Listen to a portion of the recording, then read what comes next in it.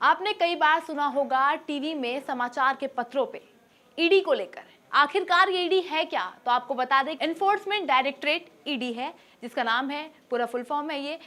1 मई 1956 में ईडी की स्थापना की गई थी भारत सरकार द्वारा। ईडी का मेन ऑफिस है नई दिल्ली के अंदर। ईडी की अगर बात करें तो 5 अलग अलग रीजनल ऑफिस भी हैं, जो मुंबई, चेन्नई, चंडीगढ़, कोलकाता एंड दिल्ली में है। ईडी के जोनल ऑफिस और सब जोनल ऑफिस भी हैं, जो कई अलग अलग स्टेट्स में है। ईडी का आखिरकार काम क्या है, ये बहुत बड़ा सवाल उठता है। तो आपको बता दें कि ईडी एक ऐसी वो है, एक सीक्रेट एजेंसी है, जो खुफिया एजेंसी जिसे कहा जाता है, जो चोरी छिपे कई लोगों के पैसों पर, इकोनॉमी पर नजर रखती है। कहीं ना कहीं देश में कहाँ किसके ऊपर ट्रांजैक्शन हो रही है, अगर 1 करोड़ से ज्यादा की वो ट्रांजैक्शन है तो ईडी उसको लेकर आपके अकाउंट पर, बैंक पर, या कहीं भी विदेश की भी कोई कंपनी होगी, उन सब पर आपका क्या लेन देन है, उस सब पर ईडी नजर रखती है। या बात करें अगर टैक्स की, वो गवर्नमेंट की नजरों में है ही नहीं उसका रिकॉर्ड, उसके बाद भी आपके पास बहुत ज्यादा पैसा है या वो प्रॉपर्टी है, तो ईडी कभी भी छापेमारी कर सकती है, क्योंकि ईडी के पास इसका पूरा राइट है। अब सबसे बड़ा एक सवाल है कि ये ईडी जो होते हैं, एनफोर्समेंट डायरेक्टरेट, ये किसके अधिकारी होते हैं? तो आपको बता दें कि आईपीएस, आईएएस अफसर्स, जितने भी ये बड़े बड़े पुलिस अफसर्स होते हैं, बड़े बड़े जितने भी अधिकारी हैं, वो ईडी के उसमें काम करते हैं। ईडी के अगर काम की बात करें तो जून 2000 में फेमा लागू किया गया था। फेमा है फॉरेनर एक्सचेंज मैनेजमेंट एक्ट, जो 1999 में लागू किया गया था। इसमें है कि आपको ये बता दें कि जो विदेश के लोग हैं, उसमें आपके साथ बहुत ज्यादा कोई भी संस्था है, या विदेश में अपना बहुत ज्यादा पैसा लगा रहे, या विदेश से आपका बहुत ज्यादा पैसा फॉरेन से आपके अकाउंट में आ रहा है, तो ईडी उस पर नजर रखता है।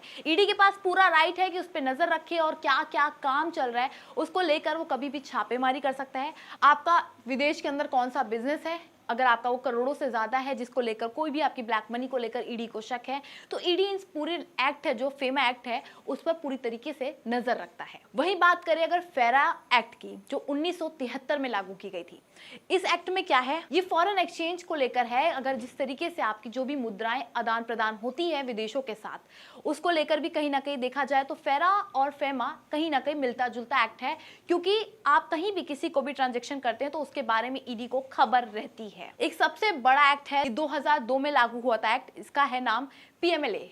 यह है the prevention of money laundering. कोई भी काला धन है जिसके पास, गवर्नमेंट के पास इसका कोई भी रिकॉर्ड नहीं हो, आप कोई भी चीज संपत्ति खरीद रहे हैं लेकिन गवर्नमेंट के पास उसका डेटा ही ना हो, उसको लेकर ये एक्ट बनाया गया है। इसको भी लेकर ईडी कभी भी आपके पास छापेमारी कर सकती है, तो थोड़ा सावधान रहने की जरूरत है। वही बात करते हैं ईडी के पास क्या क्या राइट। ईडी के पास पूरे राइट्स हैं इन्वेस्टिगेशन करने के, ईडी के पास राइट्स हैं आपको सर्च करने के, ईडी आपका डेटा अकाउंट देख सकता है, ईडी के पास पूरा राइट है आपके घर पर, प्रॉपर्टी पर छापेमारी कर सकता है अगर ईडी को शक है कि प्रॉपर्टी ब्लैक मनी से ली गई है। जो ऐसे फ्रॉड वाले स्कैम्स है जिसमें बैंकों को लेकर घोटाला किया है, बहुत सारे स्कैम्स है जिसमें आपको नाम भी पता होगा, नीरव मोदी, कई ललित मोदी, इन सारे नाम जो आपको पता होगा, तो कहीं ना कहीं जिस तरीके से पैसा लेकर विदेश चले जाते हैं, तो अब ईडी किस तरीके से विदेश से इनको वापस लेकर आएगी। इंटरनेशनल ऑर्गेनाइजेशन भी होता है, ये इंटरनेशनल वाले लोग इनकी मदद करते हैं कि जिस तरीके से पूरा मामला सामने आता है, तो कहीं ना कहीं आपको विदेशों के साथ भी अपना कॉन्टेक्ट रखना पड़ता है और साथ में आपको उनकी भी मदद करनी पड़ती है।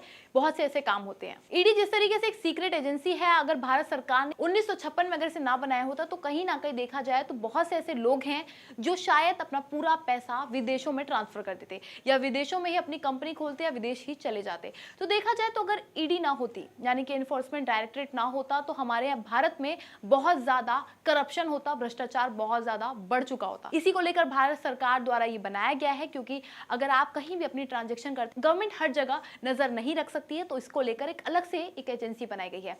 अच्छा, बहुत से लोगों को इसको लेकर एक डाउट होगा कि सीबीआई और इनकम टैक्स वालों का काम भी तो यही होता है।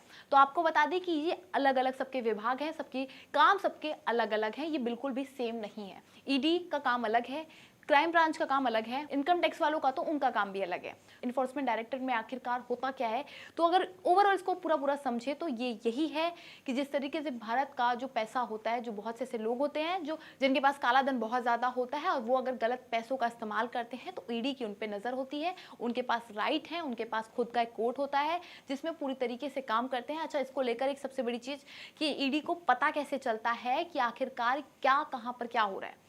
तो कहीं ना कहीं इनको पुलिस सूचना देती है, गवर्नमेंट के थ्रू भी बहुत से ऐसे लोग होते हैं जो इनको मेल करते हैं कि कहाँ कहाँ पर क्या क्या गलत हो रहा है। ईडी इसको लेकर छापेमारी कर देती है। तो इस वजह से ईडी कहीं ना कहीं बहुत अच्छा काम करती है और भारत में जो भ्रष्टाचार हो रहा है उसको लेकर रोक करती है, क्योंकि अगर इस तरीके से भारत के जो पैसे हैं वो कहीं ना कहीं सब खत्म हो जाएंगे, क्योंकि लोग ज्यादातर विदेशों में अपना पैसा लगाना सही समझते हैं। फिलहाल इस वीडियो में इतना ही। ज्यादा अपडेट्स के लिए बने रहें ऑथम न्यूज के साथ। धन्यवाद।